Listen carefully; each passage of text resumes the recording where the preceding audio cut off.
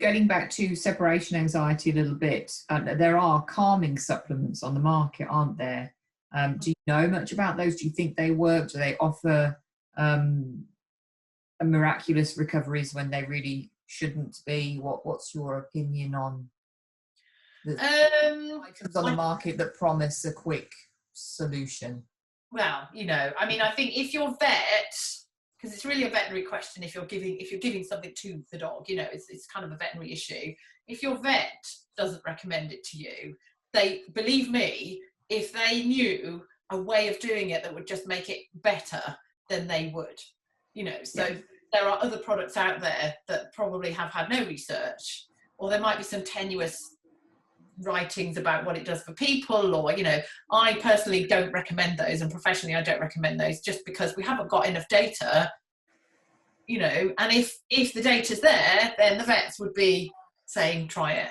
If the data isn't there, first of all, ethically we wouldn't, because that would probably not be true, or we might not be helping, so we have to help, but we wouldn't deny a pet some treatment if we felt like they needed it. No one would deny it. So I think the answer is take it all with a pinch of salt, speak to your vet about it, because if it's promising big things, why isn't the vet already saying? Because guarantee they would, I would.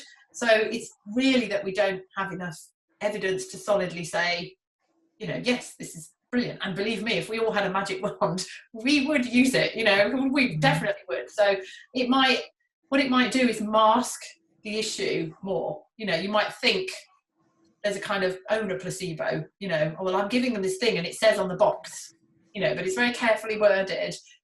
Is it really helping? Maybe not, maybe, I don't know. But is it delaying the bigger issues for treatment? Probably.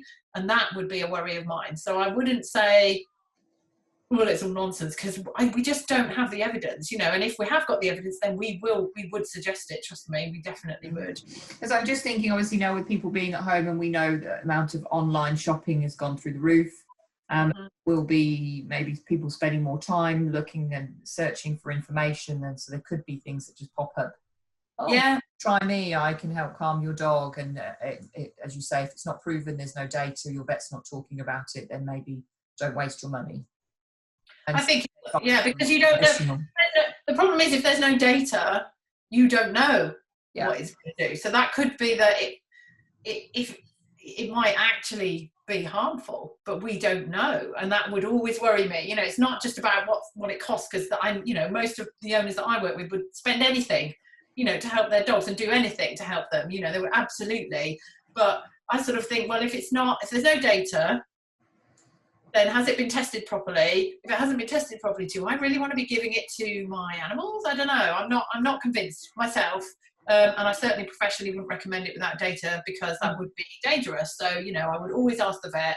If the vet says, yes, go ahead, or they give you their opinion, then they are medically trained and they will tell you. But it opens the door for them to say, well, how about this thing that has been tested? What about this opportunity? Why don't we refer you to a behaviorist? And then you've got a professional's viewpoint, which I think is much safer in general.